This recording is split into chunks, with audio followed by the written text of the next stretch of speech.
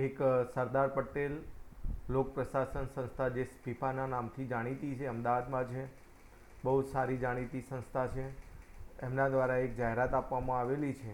આ લોકો તમને જે યુપીએસસી સિવિલ સર્વિસની પરીક્ષા 2027 છે એની અંદર આઈએએસ, આઈએફએસ, આઈપીએસ જે સિવિલ સર્વિસમાં 2027 માટેની જે પરીક્ષા યોજવાની છે એની તૈયારી કરાવે છે આ સ્પીપા જે સંસ્થા છે.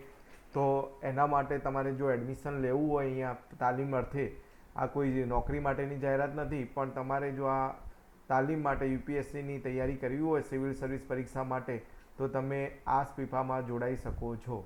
તો સ્પીફામાં જોડાવા માટે તમારે પહેલાં એક તમારે એન્ટ્રન્સ એક્ઝામ આપવી પડશે. અને એ એન્ટ્રન્સ એક્ઝામ કેવી રીતે આપવી, શું છે, એની આપણે અહીંયા ડિટેલ જોઈશું. તો મેં અહીંયા તમે જોઈ શકો છો કે જો સ્પીફા જે સંસ્થા છે એ અમદાવાદ ગુજરાતના ઉમેદવારોને વિના મૂલ્યે તાલીમ આપે છે આ સંસ્થા. અને યુપીએસસી દ્વારા લેવાતી સિવિલ પરીક્ષા માટે સરદાર પટેલ લોક પ્રશાસન સંસ્થા, જેને સ્પીફા નામથી જાણીતી છે, અમદાવાદ ગુજરાતના ઉમેદવારોને વિના મૂલ્યે તાલીમ આપે છે. જે અન્વયે યુપીએસસી સિવિલ સર્વિસ પરીક્ષા 2027માં થવાની છે, એમાં આઈએએસ, આઈએફએસ, આઈપીએસ વગેરે તેમજ બીજા ગ્રુપ એ કેન્દ્રીય સેવાઓની સ્પર્ધાત્મક પરીક્ષાઓની તૈયારીઓ માટેનો પ્રશિક્ષણ વર્ગ 2026-27ની પ્રવેશ પરીક્ષા 2026 માટે સ્પીફા દ્વારા ઓનલાઈન અરજી મંગાવવામાં આવે છે. અને જે અન્વયે ઉમેદવારે ojas.gujarat.gov.in વેબસાઇટ પર તારીખ 7/8/2026થી તારીખ 5/9/2026 સુધી ઓનલાઈન અરજી કરી પ્રવેશ પરીક્ષા ફી ભરવાની રહેશે. તો જે સ્પીફા તાલીમ ક્લાસ ચલાવે છે યુપીએસસીની એક્ઝામ માટે જે 2027 યોજવાની છે, જો તમે એમાં ઇન્ટરેસ્ટેડ હોય અને અહીંયા કોચિંગ કરવા માગતા હોય તો તમે જરૂર આ ઓજસની વેબસાઇટમાં જઈ અને છેલ્લી તારીખ 5 સપ્ટેમ્બર 2026 છે ત્યાં સુધી અહીંયા તમારે એપ્લાય કરી દેવાનું છે. બરાબર. તો આ એક અમદાવાદની એક સારામાં જાણીતી સ્પીફા જે તાલીમ સંસ્થા છે એ બહુ સારી છે. તમે યુપીએસસીની એક્ઝામની સારી રીતે તમે ઓછા ખર્ચે તૈયારી કરી શકશો. હવે આની શૈક્ષણિક લાયકાત શું છે, તમે એપ્લાય તો કરો છો અહીંયા, તમે એના માટે તમારે એક્ઝામ આપવી પડશે. એક્ઝામ આપ્યા પછી એ લોકો તમને સિલેક્ટ કરશે ત્યાં માટે.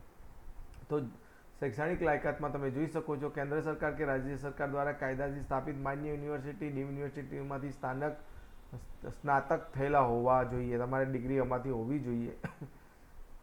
અને જો તમે ડિગ્રીના અંતિમ સેમેસ્ટરમાં હોય તો તે પણ અરજી કરી શકશે.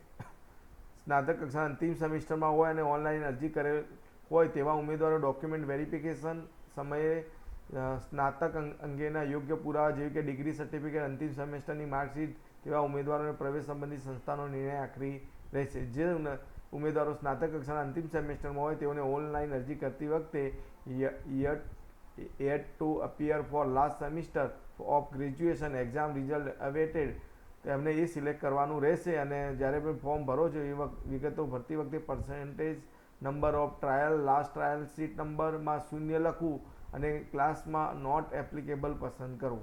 બરાબર. તો તમે છેલ્લા સેમિસ્ટરમાં હોય તો આ વસ્તુ તમારે ધ્યાનમાં રાખવી. અને તમે ભારતના નાગરિક હોવા જોઈએ.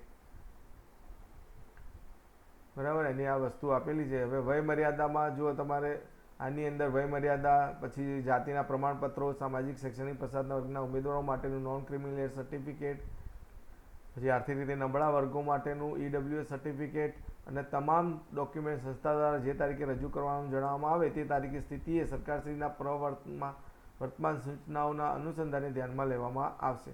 તો હવે વય મર્યાદા તમારી કેટલી હોવી જોઈએ? 1/8/2027 સુધીમાં ઓછામાં ઓછી 21 વર્ષ ને વધુમાં વધુ 32 વર્ષ સુધીની હોવી જોઈએ.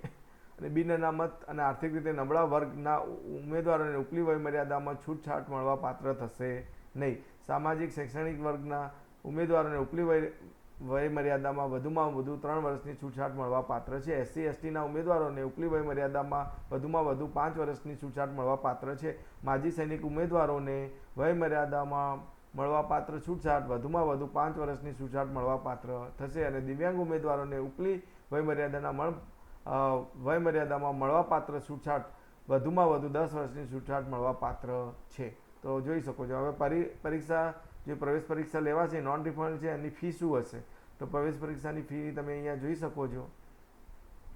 કે તમામ જે બી ઉમેદવારો જે પ્રવેશ પરીક્ષા ફી છે નોન રિફંડેબલ હશે અને પ્રવેશ પરીક્ષા ફી ભરાયેલ છે કે નહીં કે કેમ તે સુનિશ્ચિત કરવાની જવાબદારી તમામ ઉમેદવારની રહેશે. તો અહીંયા તમે ઓજસની વેબસાઇટ પર જઈ અને તમારે જે એક્ઝામ ફી છે એ તમારે તારીખ 7/8/2026થી તારીખ 5/9/2026 સુધી ઓનલાઈન મોડમાં જ ભરવાની રહેશે. બરાબર, તો તમારી ફી ઓનલાઈન ભરવાની છે. હવે જો જનરલ કેટેગરીના ઉમેદવારો હોય તો 500 રૂપિયા ફી છે અને બાકીના જે કેટેગરીના છે SC ST કે EWS કે એ અને જે દિવ્યાંગ ઉમેદવાર છે કે માજી સૈનિક જે છે એમને પરીક્ષા 200 રૂપિયાની ફી ભરવાની રહેશે. આ બધી ફી નોન રિફંડેબલ છે. બરાબર, તો તમે જરૂર એપ્લાય કરો અને તમે તાલીમ અર્થે અહીંયા સ્વીપામાં જોઈન થાઓ. તમને સારું એવું તાલીમ મળશે અને તમે UPSCની એક્ઝામ માટે પ્રિપેરેશનમાં તમને સારું એવું માર્ગદર્શન મળશે. તો તમારે એના માટે જોઈન થવું હોય તો આ પરીક્ષા આપવી જરૂરી છે. બરાબર, અહીંયા આપેલું છે કે ટોલ ફ્રી નંબરમાં તમે બધી ડિટેલ પૂછી શકો છો. ઓનલાઈન પેમેન્ટ રિસિપ્ટ તમારે પરીક્ષા સમયે દર્શાવવાની રહેશે. એટલે તમારે જે બી પરીક્ષા ફી છે ઓનલાઈન ભરવાની રહેશે અને ઓનલાઈન પેમેન્ટ રિસિપ્ટ તમારી જોડે રાખવાની છે. એ વખતે એક્ઝામ વખતે તમારી ચેક થશે. પ્રવેશ પ્રક્રિયાની અંદર તમે જોઈ શકો છો કે કેવી રીતે છે. એનું મલ્ટિપલ ચોઇસ ક્વેશ્ચન્સ હશે અને તારીખ 27/9/2026 રવિવારના દિવસે યોજાશે અને સમય 11 થી 1 અને 2 થી 4નો રહેશે. ટોટલ 2 વિષયની તમારી એક્ઝામ પેપર 1 અને પેપર 2 થશે. પેપર 1નો ટાઈમ તમે જોઈ લો 11 થી 1 છે અને સામાન્ય અભ્યાસ 1, જનરલ સ્ટડી 1નો હશે. 100 માર્ક્સનું પેપર હશે અને પ્રતિ પ્રશ્ન દીઠ 2 ગુણ હશે અને ગુણ ટોટલ પેપર 1 માટે 200 હશે. પેપર 2 માટે સામાન્ય અભ્યાસ 2, જનરલ સ્ટડી, CSAT અને કુલ પ્રશ્નો 80 હશે અને પ્રતિ પ્રશ્ન દીઠ 2.5 ગુણ હશે અને ગુણ ટોટલ 200 હશે. તો આ બંને પરીક્ષાઓ પેપર 1, પેપર 2, પેપર 2ની ટાઈમ 2 થી 4 છે. બરાબર, એ તમે અહીંયા જોઈ શકો છો અને બંનેનો તમે જોઈ શકો છો કે ટોટલ ગુણ 400 રૂપિયા 400 ગુણ થશે બંને એક્ઝામ પેપર 1 અને પેપર 2ના. હવે તમારું પ્રવેશ પરીક્ષાનું કેન્દ્ર એ અમદાવાદ, ગાંધીનગર, વડોદરા, સુરત, રાજકોટ, મહેસાણા પૈકી રહેશે. તો તમારે જે નજીક પડે એ પ્રમાણે એટલે મૂળ વિગત જે તમને પ્રવેશ પત્ર હોલ ટિકિટ હશે એમાં તમારે ભરવાનું છે. પરીક્ષા કેન્દ્ર જે તમારે નજીક પડે એ રીતે તમારે સિલેક્ટ કરવાનું. બરાબર, MCQ બેઝ છે, ગુજરાતી ઇંગ્લિશ માધ્યમ રહેશે. બરાબર, ખોટા જવાબ બદલ 1 પ્રશ્ન કરતાં વધારે જવાબ બદલ પ્રશ્નના કુલ ગુણના 33% ગુણ બાદ કરવામાં આવશે. બરાબર, કાં તો ખોટો પડે અને 1 પ્રશ્નનો તમે 1 કરતાં વધારે જવાબ આપ્યો હોય તો 33% તમારે ગુણ કપાઈ જશે. પેપર 1, પેપર 2ના કુલ સંયુક્ત 400 ગુણના આધારે હેતુલક્ષી પરીક્ષાનું મેરિટ તૈયાર કરવામાં આવશે. એ રીતે તમારે તૈયાર કરો. હોલ ટિકિટ તમારે પ્રિન્ટ આઉટ તમારે જો અહીંયા ડાઉનલોડ કરવાની રહેશે. ક્યારે ડાઉનલોડ કરવાની છે? પરીક્ષા તમારે 27/9/2026 રવિવારના રોજ યોજાશે અને પરીક્ષા ફી જે ભરી છે પ્રવેશ પરીક્ષા ફી ભરનાર અરજદાર વેબસાઇટ પરથી હોલ ટિકિટ તારીખ 21/9/2026થી તારીખ 27/9/2026 સુધી તમે ડાઉનલોડ કરી શકો છો. અંતિમ પરિણામ જે છે એ તમારે 2 પેપર છે એના 400 ગુણના આધારે મેરિટ યાદી બહાર પડશે અને જોડે તમારે આન્સર કી પણ વેબસાઇટ ઉપરથી તમે જોઈ શકશો. તો આ રીતે છે. બરાબર, અને એમને જે સિલેક્ટ થશે એમને તાલીમ કેન્દ્રની પસંદગીના આધારે કેટેગરી વાઇઝ જે બી સિલેક્ટ થાય એમને ત્યાં તમને તાલીમ માટે સિલેક્ટ કરવામાં આવશે. તો સ્પીપા એ બહુ સારી જાણીતી સંસ્થા છે અમદાવાદની.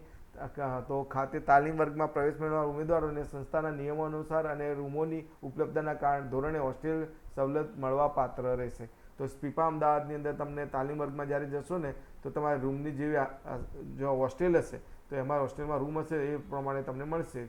બરાબર, તો જેવું તમને મળી જાય એડમિશન તો તમે જરૂર ત્યાંથી તમે પહેલાં ધોરણને તમારે જલ્દી જતું રહેવાનું અને તમારે ત્યાં રૂમ સિલેક્ટ કરી અને હોસ્ટેલમાં તમારું એડમિશન લઈ લેવાનું.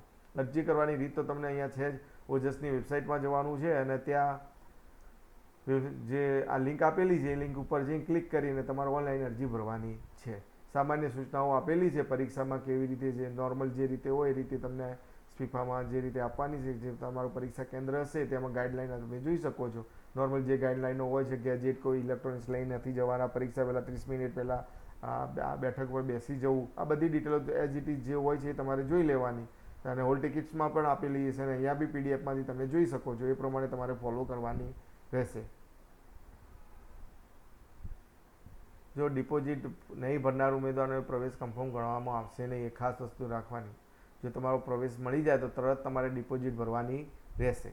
બરાબર, હેતુલક્ષી આ બધું તમે વાંચીને પછી જજો. હેતુલક્ષી પરીક્ષા માટે પ્રશ્નપત્ર અંગેની ખાસ સૂચનાઓ એ તો તમને ખબર પડી ગઈ. પેપર 1 પેપર 2 200 માર્ક્સના છે, એની ડિટેલ અહીંયા આપેલી છે,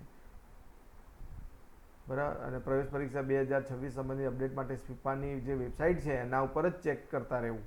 કોઈ પણ જગ્યાએ ડિટેલ મળે તો જોવાનું, પણ તમારે એનું ખાતરી તમારી સ્પીપાની વેબસાઇટ જે છે એના ઉપર જવાનું, અને એના ઉપર જ તમારે જે પ્રવેશ પરીક્ષા છે 2026 સંબંધિત અપડેટ છે એ ત્યાં તમારે ચેક કરવાનો. અહીંયા તમારે સિલેબસ આપેલો છે પરીક્ષાનો, એ તમે જોઈ શકો છો. પેપર 1 પેપર 2નો સિલેબસ આપેલો છે, માર્ક્સ આપેલા છે, સમય આપેલો છે, 2 કલાકનો છે, ટોટલ 400 માર્ક્સને 4 કલાક છે. તો આ તમારો જે સિલેબસ છે એ તમે જોઈ શકો છો. તો સ્પીફામાં ખરેખર જો જે બી કેન્ડિડેટ યુપીએસસીની તૈયારી કરવા માગે છે 2027માં જે એક્ઝામ યોજવાની છે યુપીએસસીની સિવિલ સર્વિસ માટેની, એની જો તૈયારી કરવી હોય તો જરૂર તમે સ્પીફાનો અંદર એડમિશન લો, અને ત્યાં તમે એ પ્રમાણે ત્યાં તમને સારી એવી તાલીમ મળશે. તો અમારી ચેનલ જે છે જોબ કેરિયર એજ્યુકેશનને સબસ્ક્રાઈબ કરો, અને આ વિડીયોને શેર અને લાઈક કરો.